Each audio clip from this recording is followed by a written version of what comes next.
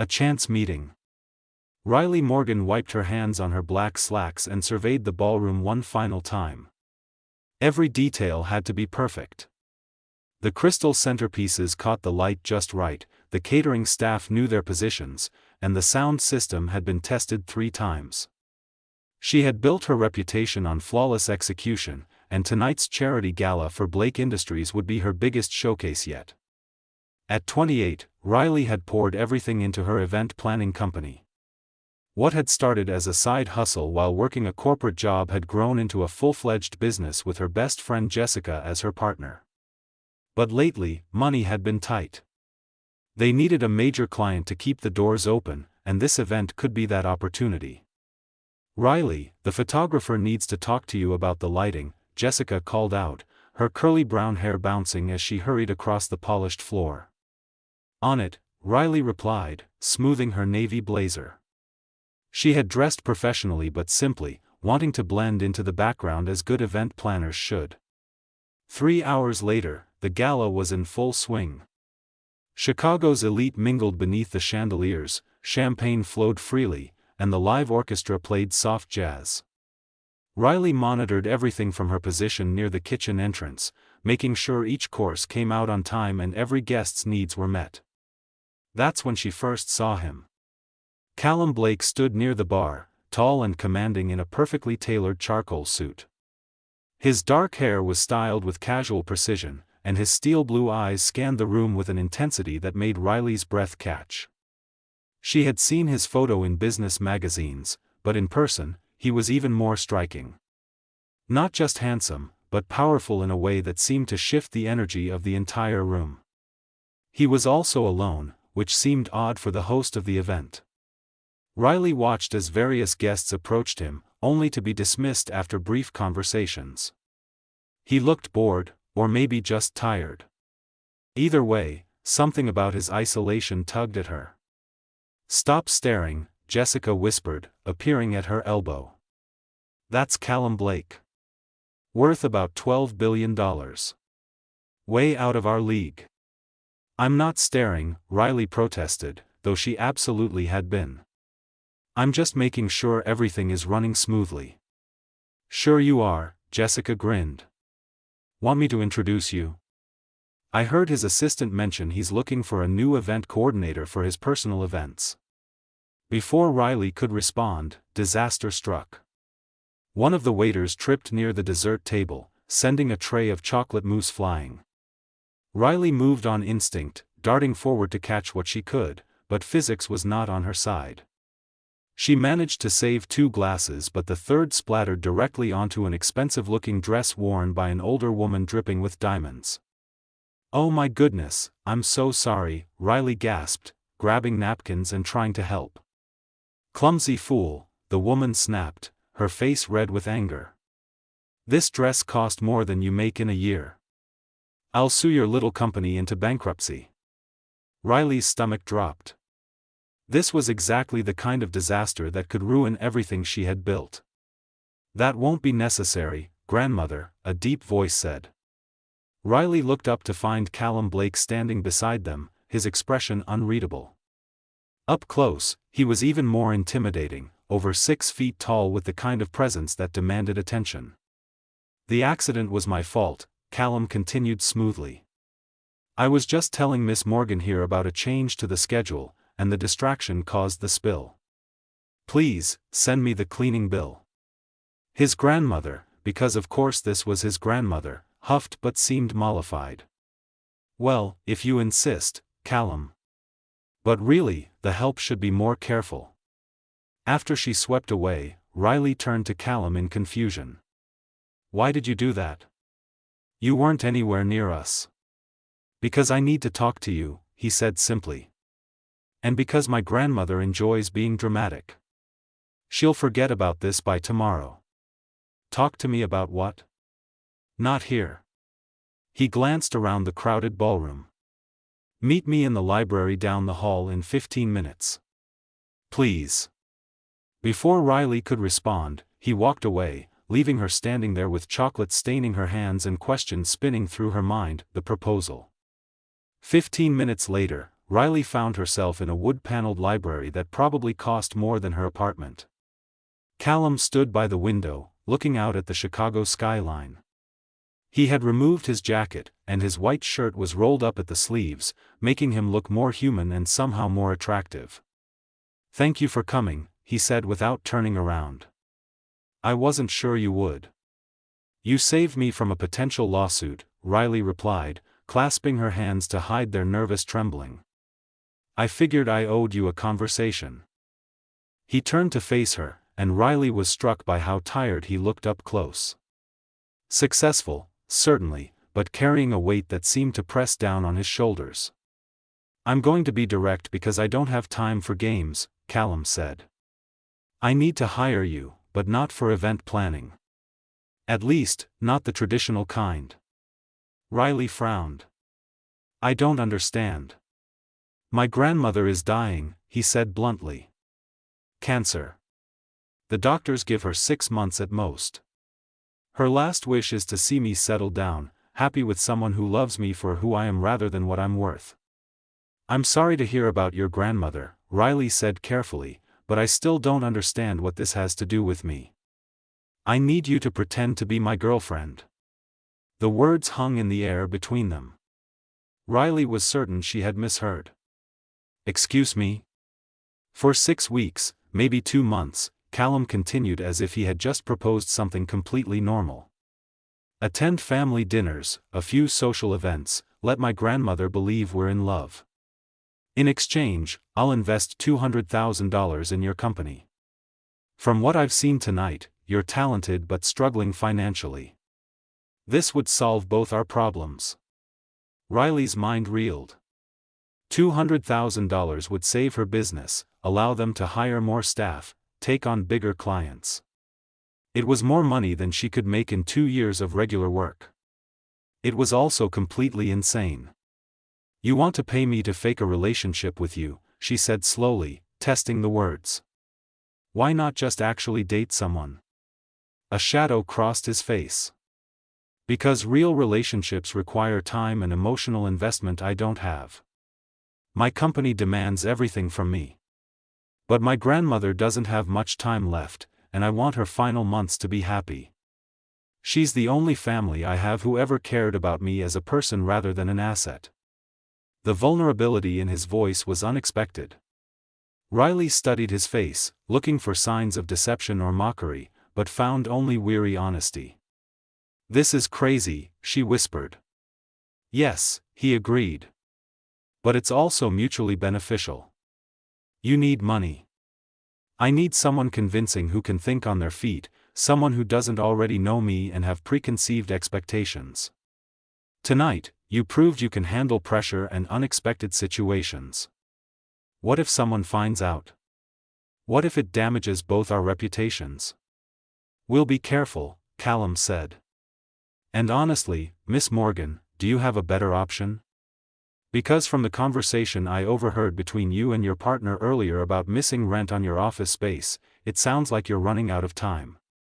Riley's cheeks flushed. She hated that he was right, hated that desperation made his ridiculous proposal sound almost reasonable. "I need to think about it," she said. "Take 24 hours, Callum replied, pulling a business card from his pocket. "Call this number with your answer. But Riley, and I hope you don't mind me using your first name, I think you know what the smart choice is." After she left the library, Riley found Jessica packing up supplies in the ballroom. "So?" Jessica demanded. "What did the billionaire want?" Riley looked at the business card in her hand, feeling like she stood at a crossroads that would change everything. "He made me an offer," she said slowly. "One I can't believe I'm actually considering. The decision." Riley didn't sleep that night. She lay in her small apartment, staring at the ceiling while her mind raced through every possible outcome. On one hand, accepting Callum's proposal meant lying, pretending, entering into a business arrangement that felt ethically complicated at best. On the other hand, it meant saving the business she had poured her heart into. It meant keeping her employees paid and her dreams alive. By morning, she had made her decision. She called the number on the card, half hoping it would go to voicemail so she could delay a little longer. Instead, Callum answered on the second ring. "Miss Morgan," he said, his voice calm and unsurprised. "I was hoping you'd call." "I have conditions," Riley said before she could lose her nerve. "First, nothing physical beyond what's necessary to appear like a real couple.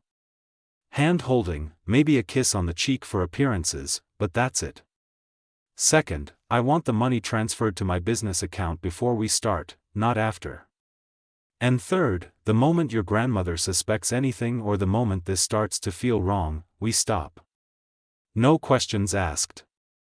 There was a pause on the other end of the line. "Agreed," Callum said finally. "Though I have one condition of my own. You have to sell it completely. My grandmother is sharp, and she'll see through a half-hearted performance. When we're together, you have to act like you genuinely care about me." "I can do that," Riley said, hoping it was true. "Then we have a deal. I'll have my lawyer draw up a contract today. We can start this weekend at my grandmother's house in Lake Forest. She's expecting me to bring my new girlfriend for Sunday dinner." After hanging up, Riley sat on her couch and wondered what she had just agreed to. Jessica would think she was crazy. Her mother would definitely think she was crazy. But desperate times called for desperate measures. What Riley didn't know was that 6 weeks of pretending would teach her more about real love than years of searching had ever done. And that the closed-off billionaire with walls around his heart would turn out to be the most genuine person she had ever met. Sometimes the best things in life start with a lie that leads you to the truth about who you really are and what you really want. The game was about to begin, and neither of them was prepared for how real it would feel. Meeting the grandmother. Riley stood in front of her closet for the third time that Sunday morning, trying to decide what a billionaire's girlfriend would wear to a family dinner. She finally settled on a simple cream sweater and dark jeans, hoping the outfit said, "casual elegance," rather than, "trying too hard." The doorbell rang at exactly 11 o'clock. Punctuality, she was learning, was one of Callum's defining traits. "You look nervous," he observed when she opened the door. He wore dark slacks and a navy button-down that made his eyes seem even bluer.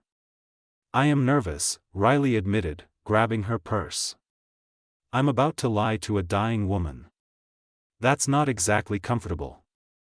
Callum's expression softened slightly. "If it helps, think of it as giving her a gift. The gift of peace in her final months."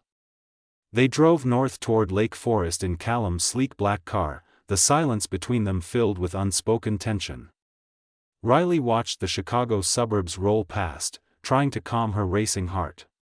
"Tell me about her," she said finally. "Your grandmother.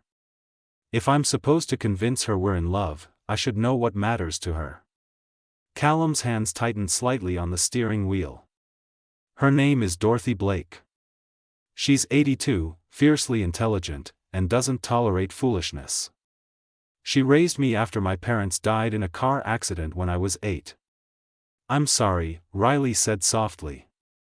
"That must have been terrible." "She saved me," Callum continued, his voice distant with memory. "My father's other relatives wanted to put me in boarding school and manage my inheritance until I turned 21. Dorothy fought them in court and won. She taught me everything about running the family business, about strength and determination. She sounds amazing." "She is." A small smile touched his lips. "She's also been pestering me about settling down for the past 5 years.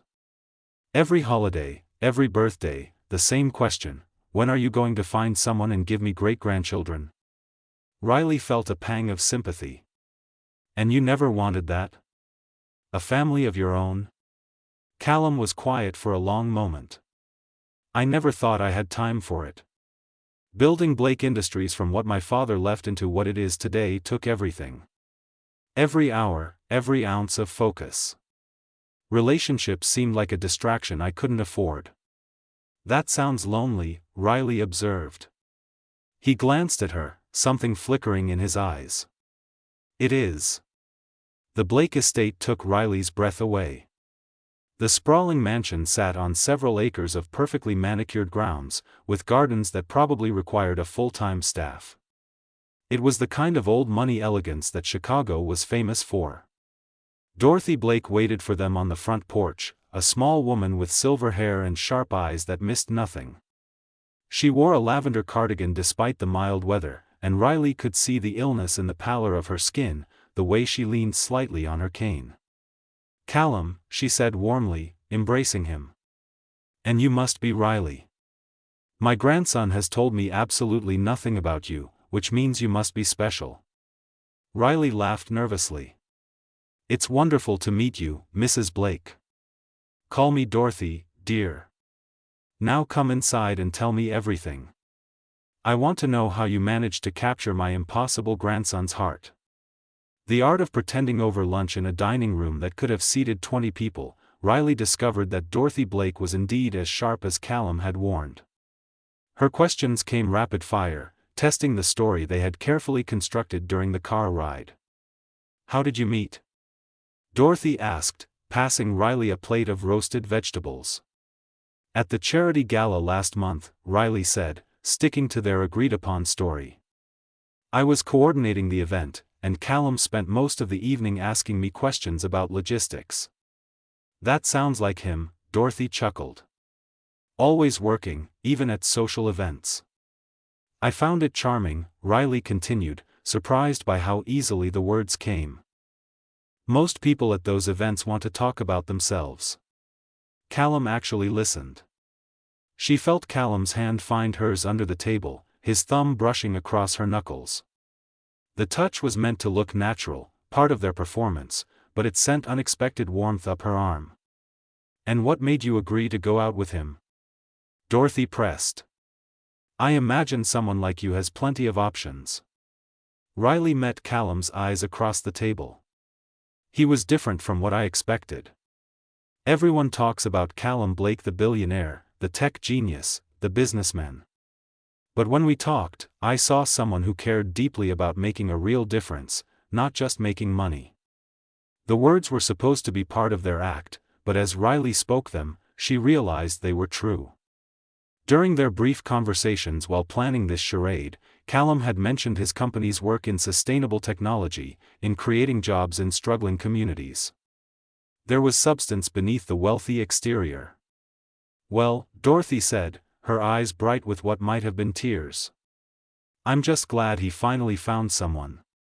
I was beginning to worry he would spend his whole life alone in that big apartment, married to his computers." After lunch, Dorothy insisted on showing Riley her garden. Callum offered to come along, but his grandmother waved him off. "Stay here and do some work, dear. I know you're itching to check your phone. Riley and I will have girl talk." Walking through rows of autumn roses, Riley felt the weight of scrutiny from the older woman beside her. "You seem like a good person," Dorothy said finally. "Kind eyes. My Callum needs someone kind. He's had so much responsibility from such a young age." "He's very impressive," Riley said carefully. "He's very lonely," Dorothy corrected. "Success doesn't keep you warm at night, dear. It doesn't hold your hand when you're scared or celebrate your small joys." She stopped, fixing Riley with those sharp eyes. "Do you love him?" The question hit like a physical blow. Riley opened her mouth, ready to deliver the lie she had rehearsed, but something in Dorothy's gaze stopped her. "I care about him," she said instead, which felt closer to truth than any rehearsed declaration. "More than I expected to." Dorothy smiled. "Good. That's a start. Love grows from caring, you know. From seeing someone's flaws and choosing them anyway." Unexpected moments. As the weeks passed, Riley found herself spending more and more time with Callum. They attended a museum fundraiser together, where he surprised her by knowing more about Renaissance art than she did. They had dinner with his business associates, where Riley learned to navigate conversations about market trends and investment strategies. And slowly, without either of them quite realizing it, the act began to feel less like pretending. One evening, 3 weeks into their arrangement, Callum called her at 10 o'clock. "Are you busy?" he asked without preamble. "I'm working on a proposal for a wedding client," Riley replied, surprised to hear from him outside their scheduled appearances. "Why?" "I just closed the biggest deal of my career. A partnership that will bring renewable energy technology to 3 developing countries." He paused. "And I realized I wanted to tell you about it." Riley set down her pen, warmth spreading through her chest. "That's amazing, Callum. You should celebrate." "I'm not good at celebrating," he admitted. "But I thought maybe you could teach me how." 20 minutes later, Riley found herself sitting across from Callum in an all-night diner, watching him eat pancakes at nearly midnight. He had loosened his tie and rolled up his sleeves, looking more relaxed than she had ever seen him. "This is how you celebrate?" he asked, gesturing at the fluorescent lighting and worn vinyl booths. "I was expecting champagne at a 5-star restaurant." "Champagne is for impressing other people," Riley said, stealing a bite of his pancakes. "Pancakes at midnight are for actual happiness." He smiled, a real smile that reached his eyes. "I like that. I like how you see things differently." "Tell me about the deal," Riley said. "What made it so important?" For the next hour, Callum talked about solar panel technology and water purification systems, about villages that would have electricity for the first time and children who would be able to study after dark. His passion transformed him, making him seem younger, less burdened. "You really care about this," Riley observed. "It's not just about the money for you." "It was never about the money," Callum said quietly. "After my parents died, I realized how quickly everything can disappear. I wanted to build something that mattered, something that would last and help people." "You're doing that," Riley said softly. "You should be proud." His hand found hers across the table, and this time it didn't feel like part of their arrangement. It felt like connection, real and unscripted. "Thank you for coming out," he said. "I know this wasn't part of our agreement." "Maybe some things don't need to be part of the agreement," Riley replied, her heart beating faster. "Maybe some things can just be because we want them." The air between them shifted, charged with possibility. Callum's thumb traced circles on her palm, his eyes searching her face as if seeing her for the first time. "Riley," he started, his voice rough. "I think we should talk about what's happening here." "What is happening here?" she whispered. Before he could answer, his phone rang. They both stared at it, the spell broken by the harsh sound of reality intruding. "I should take this," Callum said reluctantly. "It's my operations manager in Singapore." As he stepped outside to handle business, Riley sat alone in the booth and realized something that terrified her. Somewhere between the pretending and the pancakes, between Dorothy's garden and tonight's celebration, she had started falling for Callum Blake. And she had no idea if he felt the same way, or if she was just another problem he was managing with his usual efficiency. The weekend away. The following Friday, Dorothy called Callum with a request. She wanted to see them together at the family's estate in Wisconsin for the weekend. Just the 3 of them, she said, for some quality time before she started her next round of treatment. Callum picked Riley up early Saturday morning, tension evident in the set of his shoulders. "You okay?" she asked, settling into the passenger seat. "My grandmother is getting weaker," he said quietly. "This might be one of the last times she's strong enough to travel to the lake house. I want it to be perfect." Riley reached over and squeezed his hand. "It will be." The drive took 3 hours, and they spent it talking about everything and nothing. Riley learned that Callum had wanted to be an astronaut as a child, that he still couldn't cook anything more complicated than scrambled eggs, that his favorite movie was an old science fiction film his father had loved. "What about you?" he asked. What did little Riley want to be? A princess, Riley laughed. Then a veterinarian, then a Broadway star. I was very committed to each dream for about 6 months before moving on to the next one. And now you plan events. How did you end up there? Riley considered the question. I like creating moments that matter. Weddings, galas, celebrations.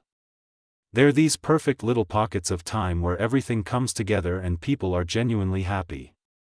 I wanted to be part of making that happen. You're good at it, Callum said. At seeing what people need before they know they need it. The lake house was smaller than the estate in Lake Forest but somehow more intimate, with floor-to-ceiling windows overlooking the water and comfortable furniture that invited relaxation rather than formality. Dorothy greeted them with warm hugs, though Riley could see the effort it took her to move around the house. That evening, after dinner, Dorothy insisted they all watch an old movie together. She fell asleep halfway through, her head resting against the couch cushion, and Callum gently carried her to bed. When he returned, he found Riley standing on the deck, looking out at the moonlight on the water. She's getting weaker, he said, coming to stand beside her.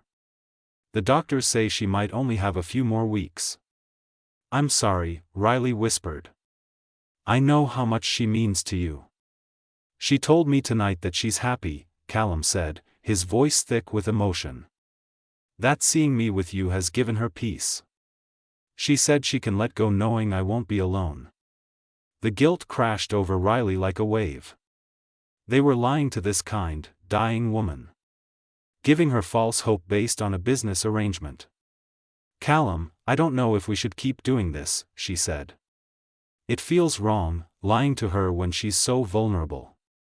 I know, he said quietly. But the alternative is telling her the truth, which would break her heart in whatever time she has left. They stood in silence, the weight of their deception heavy between them. What if it wasn't a lie? Callum said suddenly. Riley turned to look at him, her heart pounding. What do you mean? I mean that for the past month, the happiest parts of my day have been the moments I spend with you. The morning texts, the late-night phone calls, the way you challenge me to see things differently. He took her hands in his eyes intense in the moonlight.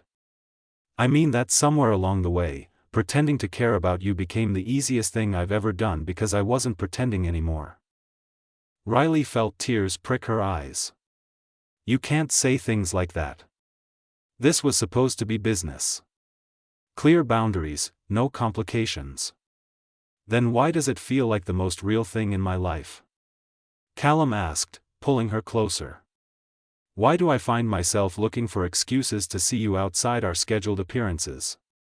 Why did celebrating my success mean nothing until I could share it with you? Because you're lonely, Riley said, even as her heart screamed that it was more than that. Because I'm convenient and here and part of this arrangement you control. No, he said firmly. Because you see me. Not the money, not the success, not the image I project to the world. You see the person I am, and somehow you don't seem disappointed by what you find. He cupped her face in his hands, his touch gentle and reverent. Riley Morgan, I think I'm falling in love with you, he whispered. And that terrifies me more than any business deal or corporate takeover ever could. Before she could respond, before she could think about all the reasons this was complicated and messy and potentially disastrous, Callum kissed her. It wasn't the careful, staged kiss they had practiced for public appearances. It was real and desperate and full of all the feelings they had been trying to ignore. Riley melted into him, her hands sliding into his hair, her heart racing as months of tension finally released.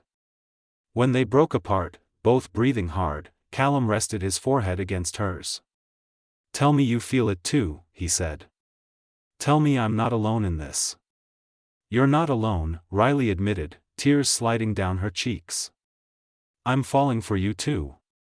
And I have no idea what to do about it. They held each other on the deck as the moon climbed higher, two people who had started with a lie and stumbled into something terrifyingly real. Inside the house, Dorothy Blake lay in bed, a small smile on her face.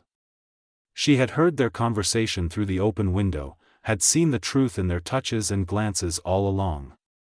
Her grandson had finally learned to open his heart. Whatever time she had left would be spent in gratitude for that miracle. Navigating reality. The drive back to Chicago Sunday evening was quiet, both of them processing what had happened. The kiss had changed everything, transforming their careful arrangement into something neither knew how to navigate. "Where do we go from here?" Riley asked as they approached the city limits. "I don't know," Callum admitted. "I've never done this before, the real thing. I'm not sure I know how." "Neither do I," Riley said. "But maybe we figure it out together?" He reached over and took her hand, threading his fingers through hers. "I'd like that." Over the next 2 weeks, they began the complicated work of turning their fake relationship into a real one. They went on actual dates, not performances for an audience. They talked about their fears and dreams without the safety net of pretense. And slowly, carefully, they began to build something genuine. But in the back of Riley's mind, a question lingered. What would happen when Dorothy eventually discovered the truth about how they had started? Would she understand, or would the deception destroy everything they had built? The answer would come sooner than either of them expected, and it would test whether their love was strong enough to survive the truth, the discovery. Dorothy Blake had lived 82 years, survived the Depression as a child, built a business empire, and buried more loved ones than anyone should have to. She had not accomplished all of that by being foolish or blind to human nature. She had known from the beginning that something was off about Callum and Riley's relationship. The timing had been too convenient, the announcement too sudden. But she had also seen something else, the genuine spark between them, the way they looked at each other when they thought no one was watching. So she had said nothing, hoping that whatever had brought them together would become real enough to survive scrutiny. The truth came out on a Tuesday afternoon, 3 weeks after the weekend at the lake house. Dorothy was resting in her room at the Lake Forest estate when she heard voices from Callum's study down the hall. She had gotten up to ask him about dinner plans when she heard Thomas Whitmore's voice through the partially open door. "The 6 weeks are almost up," Thomas was saying. "Have you told Riley yet that the business investment has already been processed? That technically the arrangement is over?" Dorothy froze in the hallway, her hand gripping her cane. "No," Callum replied, his voice weary. "Because it stopped being an arrangement weeks ago. What started as a favor turned into something real." "Still," Thomas pressed, "you should be clear about the terms.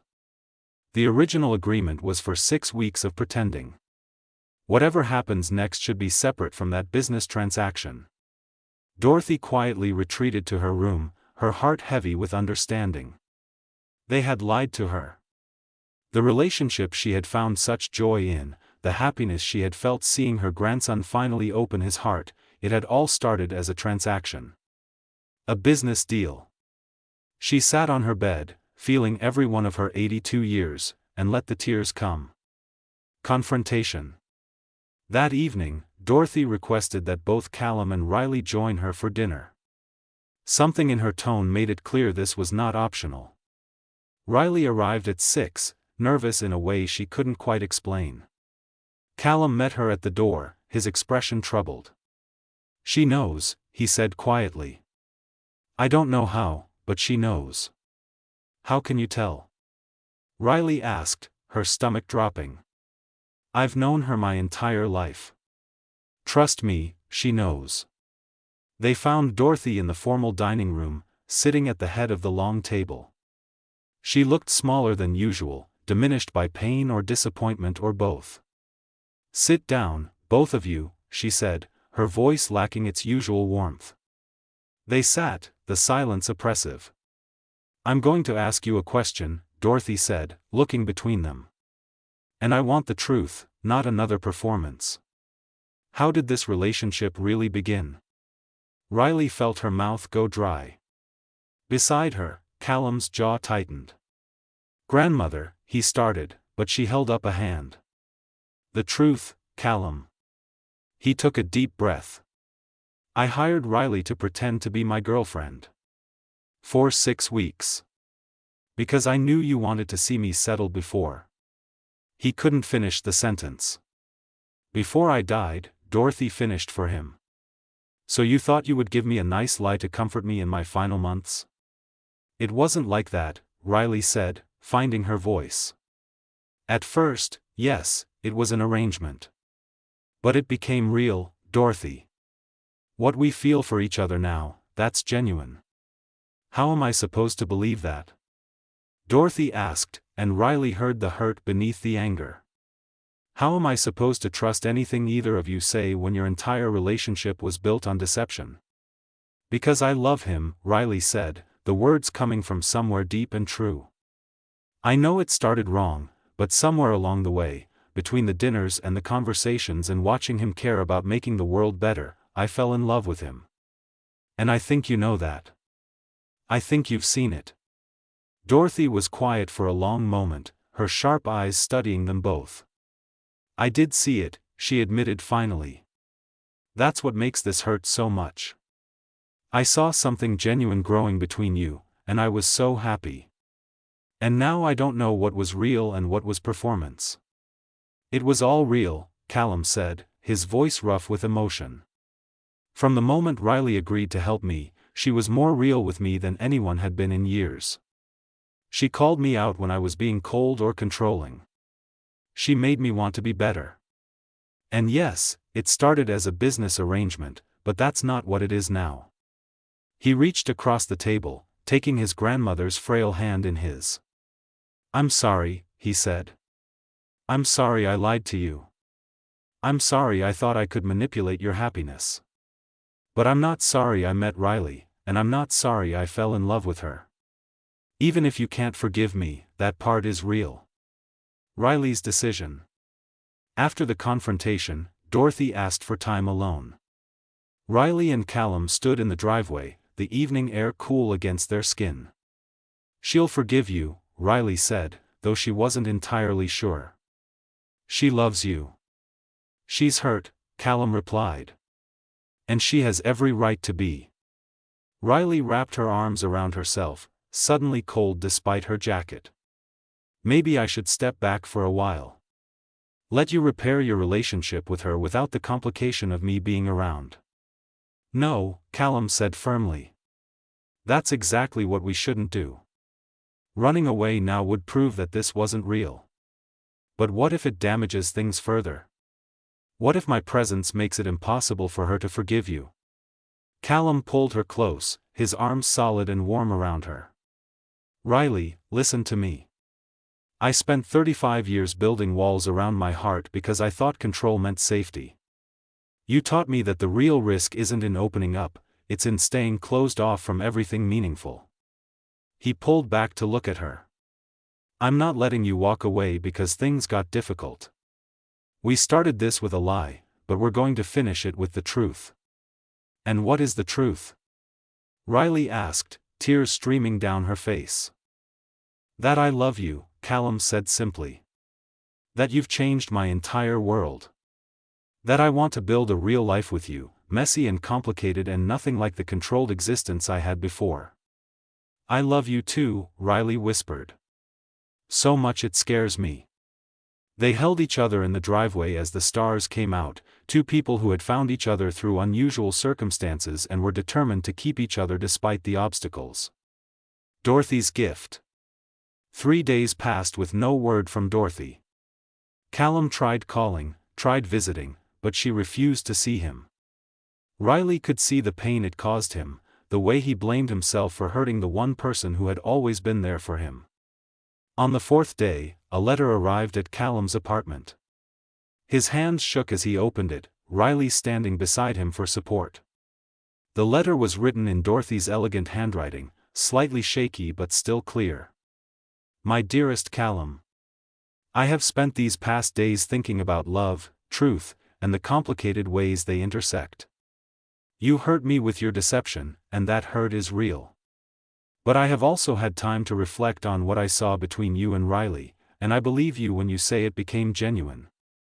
The truth is, I knew something was off from the beginning. But I also saw how you looked at her, how she brought out a softness in you that I hadn't seen since you were a child. I saw you laugh, really laugh, for the first time in years.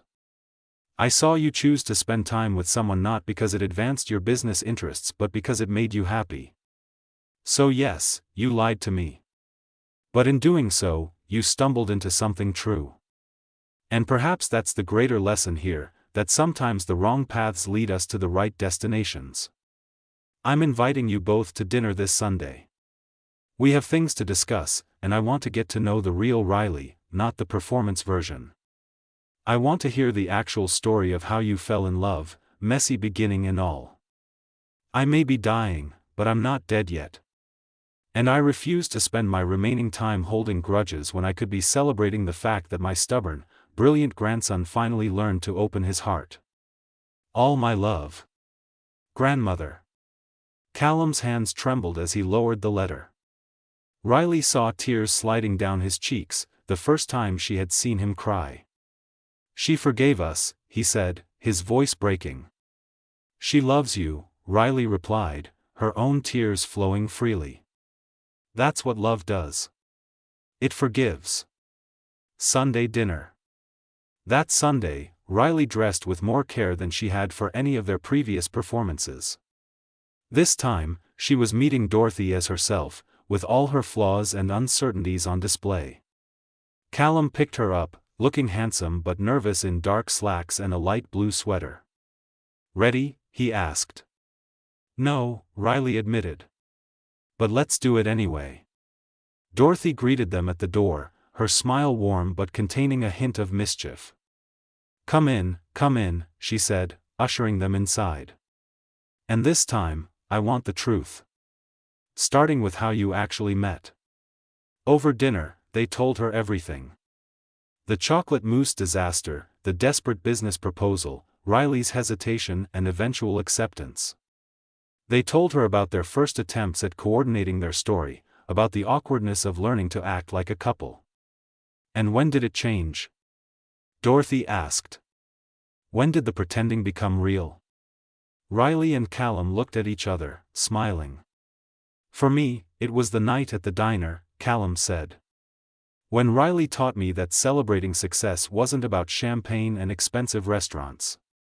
It was about sharing happiness with someone who genuinely cared.